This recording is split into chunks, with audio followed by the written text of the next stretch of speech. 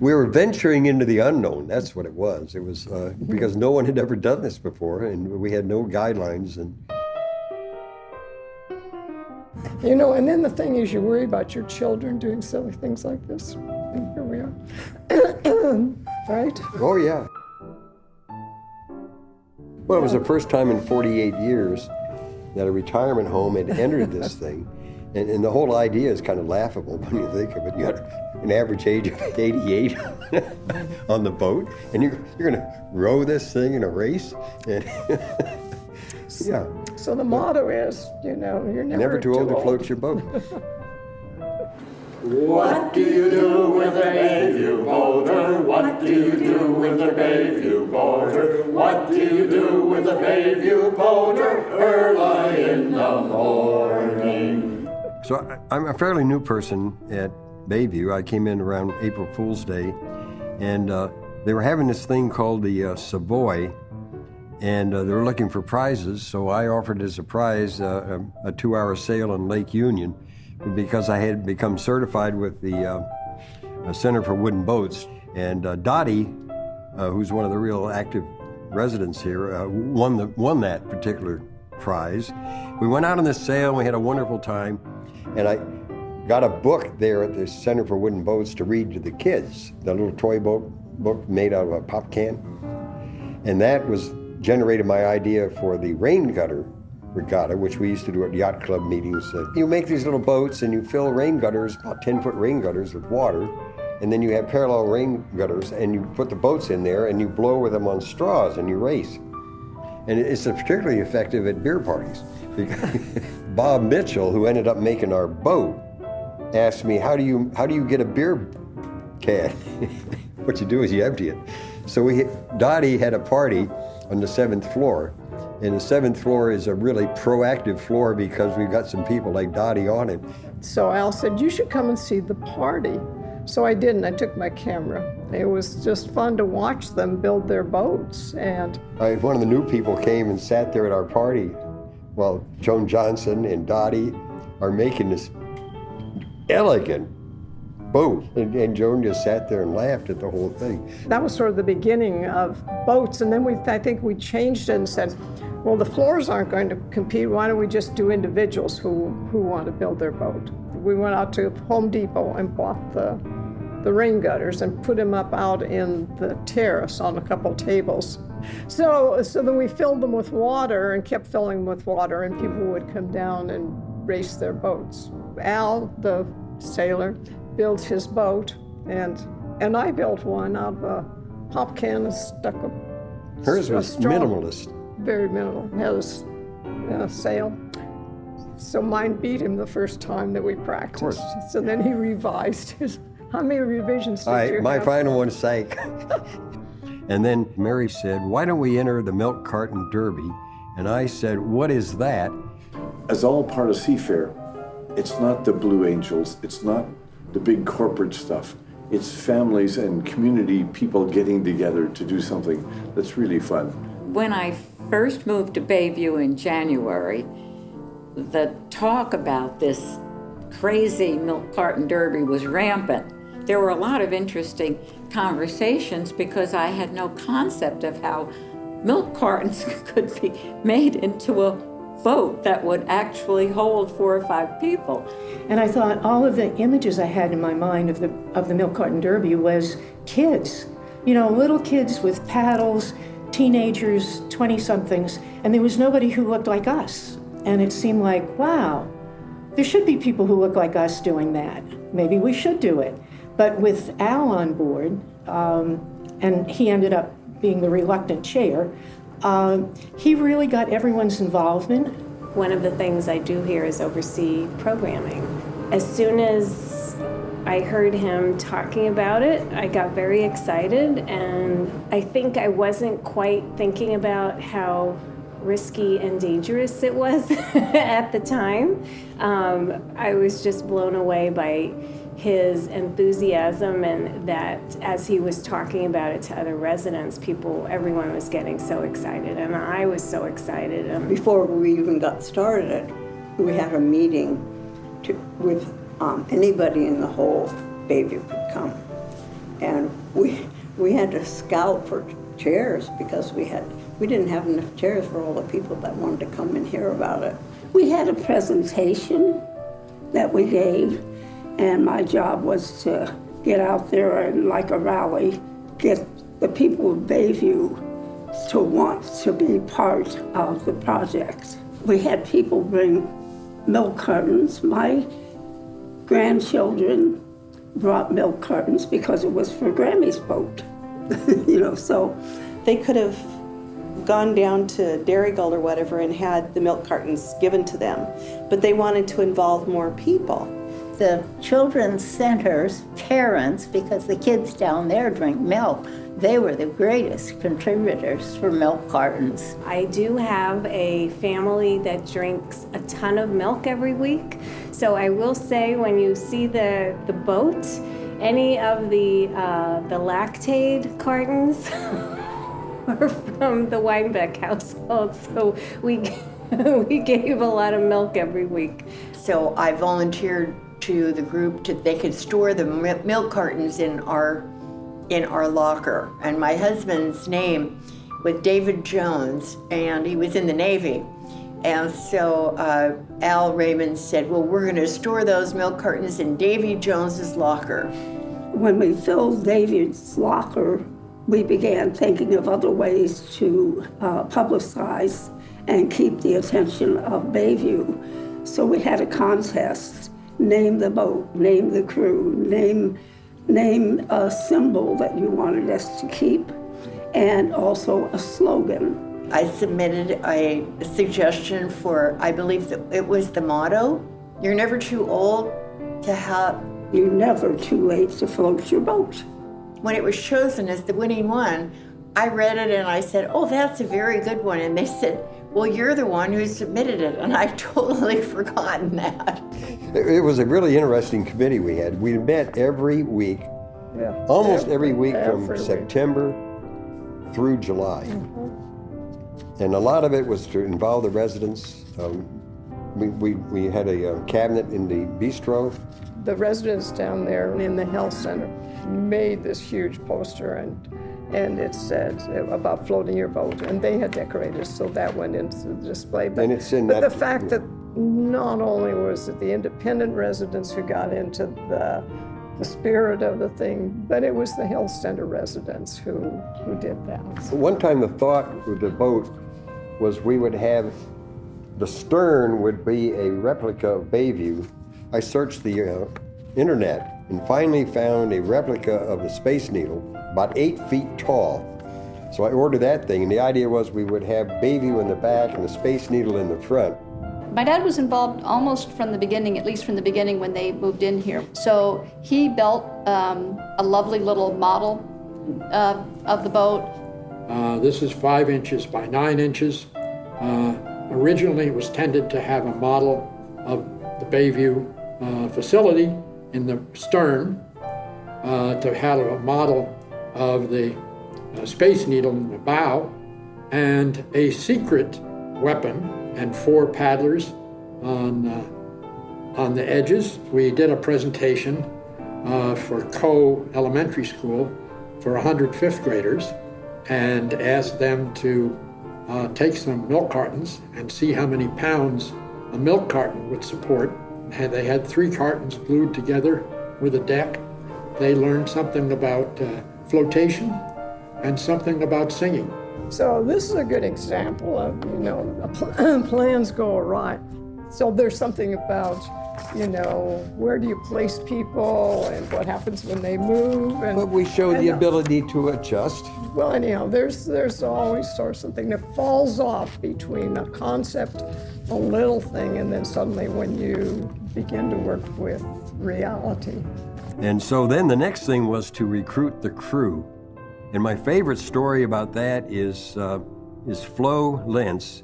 And she came up to me and she said, I would have tried out 10 years ago when I was 86. And I said, Flo, you should try out. Back when I was a Girl Scout, or when I went to a camp in Vermont, I was very much involved in paddling. We had a huge canoe with 18 paddlers called a war canoe, and I was the lead paddler in the front. And ever after that, I actually owned a canoe, and I loved paddling. Well, I was one of the paddlers on the boat. I was very new here, a newcomer, and Al was very personable, was saying, looking for volunteers, and I just wanted to be a part of the community. I organized a chorus, wrote some songs, trained as a paddler, and I guess I was the only one who had actually participated in the Green Lake Derby. I've been enthusiastic supporter of the Milk Carton Derby for years. It was always on a Saturday. I always had to work on a Saturday. We retired. We moved here. This is the time.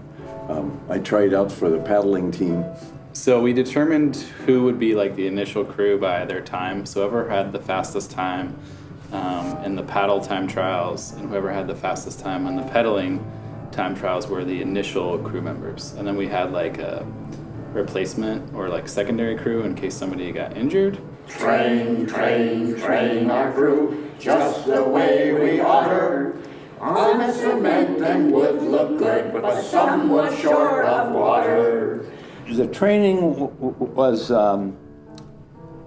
we went through a 5-step exercises, 5-step machines, and lifting like this and moving like this, and then A similar motion to paddling, and we had to paddle for a certain amount of time and a certain speed.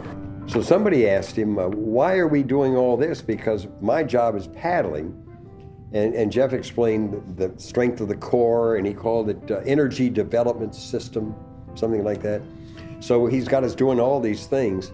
And then he goes like this, he says, I just got a call from Squat Ferry. What? We got to do squats. Build, build, build our boat, done to Bob's design. Cartons fly with chicken wire, that will do just fine.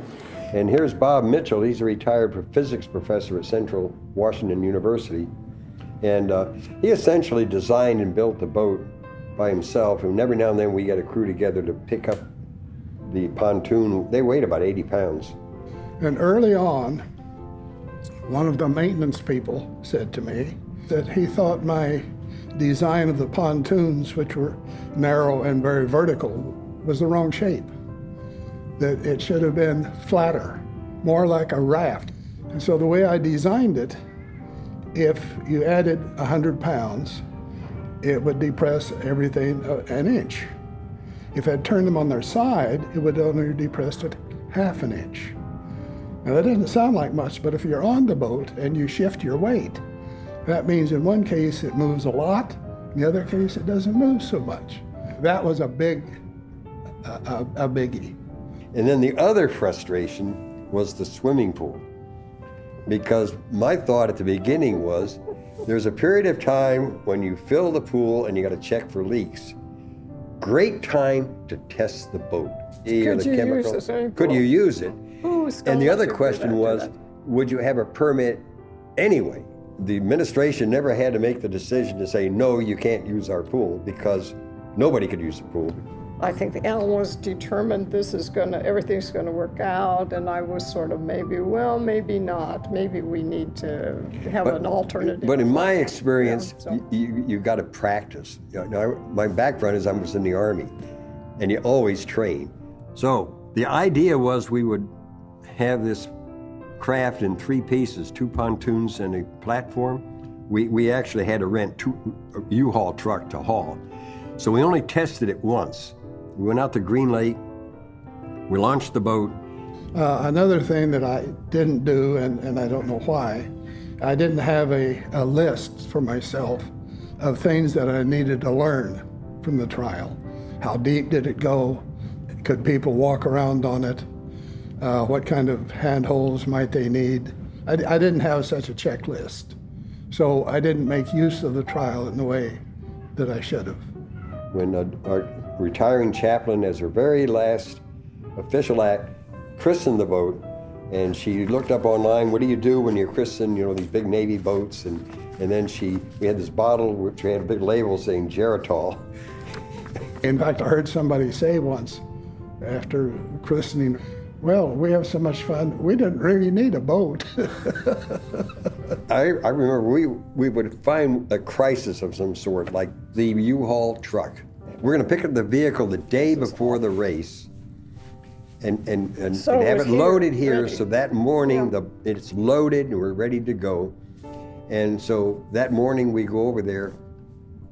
No, in the afternoon we go over there, and they've given away our truck. Well, actually, you called and told them we were coming. I called and told them they're coming, and they said, we don't have the truck for you. And we had a confirmed reservation. Yeah. So then the rest of that is there was no truck available in Seattle. The closest one was out in Renton, and that's We go that far? That's where we went. It was I got a little hesitant and nervous towards when the closer we started getting to the actual event because of the attrition rate of people that were actually participating in it. And one by one, we lost people. One person broke a hip. I was not able to get out of my rehab bed and participate in the race. The day of the race, I was in the hospital, so I couldn't make it here. So right down to the day of the Derby, things were moving along. Every once in a while there'd be an uphill problem come up. From the very beginning, the plan was we would go out with a crew and practice. And we had a pickup truck lined up, and we'd go out there and we practiced putting it together, getting out there, and that did not happen. And so it was an enormous leap of faith, really, when we went out there on July the 14th. Row, row, row our boat swiftly across Green Lake. Merrily, merrily, merrily, merrily, wind for heaven's sake. Well, Bob Mitchell was on one side of me saying, it won't sink, it won't sink. Nancy Weinbach was on the other side of me calling 911. They are great cats. Mary did good. I have always been concerned about safety on the water. I just observed with interest as to how it was going to work out and whether the thing would float properly or whether it would capsize or... I just did this with somebody else. Who knows? Oh, there's the police car. Yeah, there's the police car back Well, he there. talked to Al, so... Aha! There's famous... Channel 5's here also. At first I thought you were one of the policemen. Okay. Hi. We're going to go over and meet Vanessa, the newscaster. 88 years old, not bad. Hi there. Here you are. I'm here. Okay. Hello, Dottie. Made it. Oh, my God, right on time. Oh, you guys are something else. Welcome. How are you? I'm okay. You're looking smashing. Well, you too. There is our... Have Henry's son lift this aboard. You're going to pick her up like a baby? Yeah. He's going to, sure. Why not? I tell you, this is going to be just hilarious. Yeah, they pinned you one night. Yeah. But Hey, Bob told me last night that we may need to move farther up. What I should have done is what I would do next time. I would go buy chairs. They would be bolted down. This is where you will sit. And that way would have avoided everything. Hey, Flo and Joe, you're going to be interviewed for news, okay? In case we get untethered. My name is... Our secret weapon is we have the fins off my Hobie kayak, and you pedal them and they go sideways like a penguin's flippers, and they can go faster than an Olympic kayak. So if you look underneath the boat, you can see the fins down there, and I'll be sitting in my kayak seat and I'll be pedaling, and we have 4 paddlers. We built little safety features into the boat, handholds and things like that, and of course we're wearing PFDs, so life jackets. So we don't see any problems. And the other thing is we're not out there on the boat for a long time.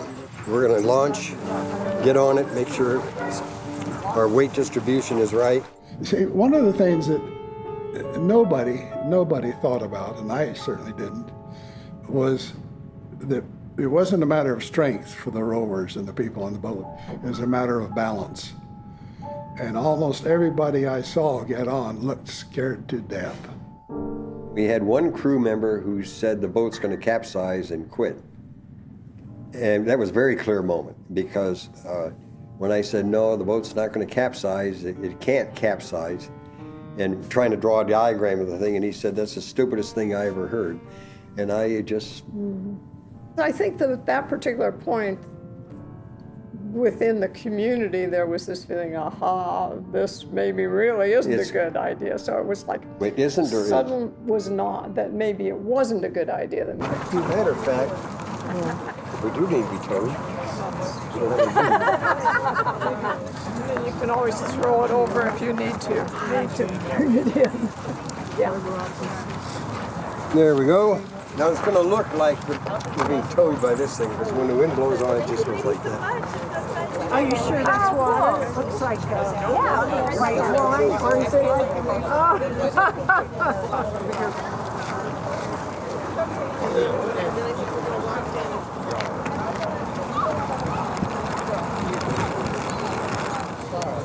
Yeah, it's open. Thank you.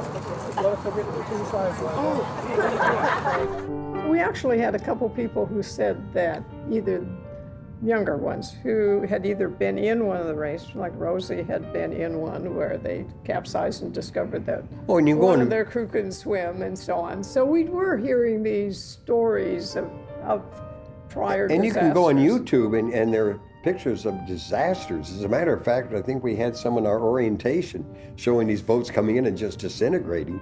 Under there. You have to hold my paddle. Reach in under. Oh, they're getting if I reach in under? No, of course not. She's the Admiral of the Sea. Making us officers. You're an officer? She was a code lady from the World Navy War II. Waves. Oh my gosh. One of the code girls. Yeah, one of the code girls. What's a code girl? We broke enemy codes. Where were you stationed? Washington, D.C. Wow. Oh my God. There were thousands of us. That wasn't very unique. Are you official now, Al? I feel like the Wizard of Oz, you know, all of a sudden I've been given a heart, or courage, or rank. Oh my God, how many stars do I have?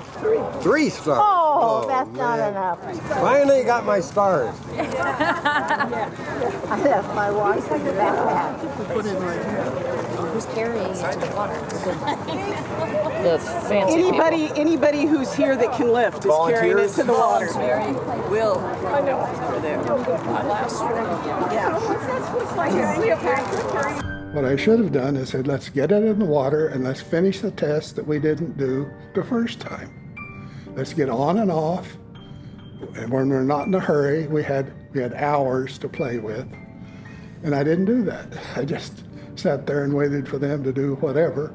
And everybody was having a great time, but they weren't paying attention to the details, which I should have taken care of. I'm a spectator. So they've already. They had one group, one boat, and they had no oars. So they put their hands and feet in the water. They got on their chubby, and they just like fish. It's going to be a pretty speedy trip because the wind is quite strong. Yes, ma'am. We'll wait for you. It's a good idea. Where's the crew? Hello, Mr. Bill. How you doing, Ken? My job is to call cadence so that everyone, the 4 paddlers, we all get our paddles in and out at the same time. So we're synchronized. Otherwise, we'll be going this way or that way, back, who knows. So we're going to try it. I'm excited. Now, I would help. No wonder I couldn't do it by myself. It takes a village. No, it's not going all the way down. Holding down the bottom. Yeah, but it's crossed over.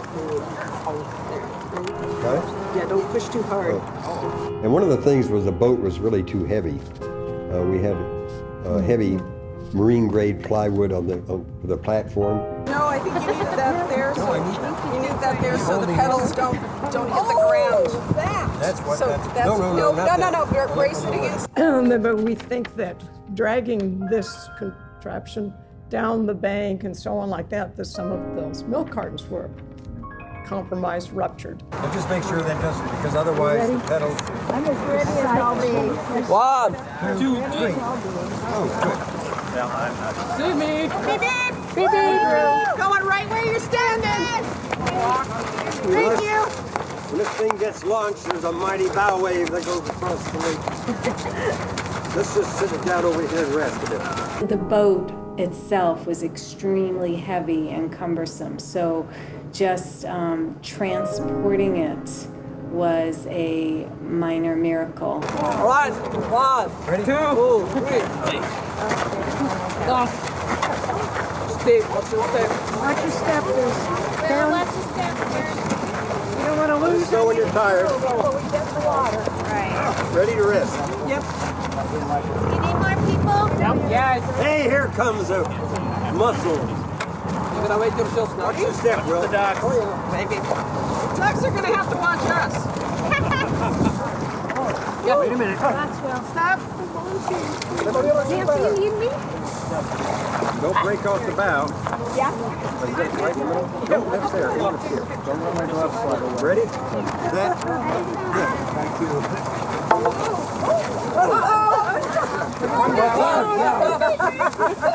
Just don't run it over her feet. Keep on coming. Keep on coming. There you go. Wonderful. We knew it. A little bit more. They tested it, right? Stick your finger.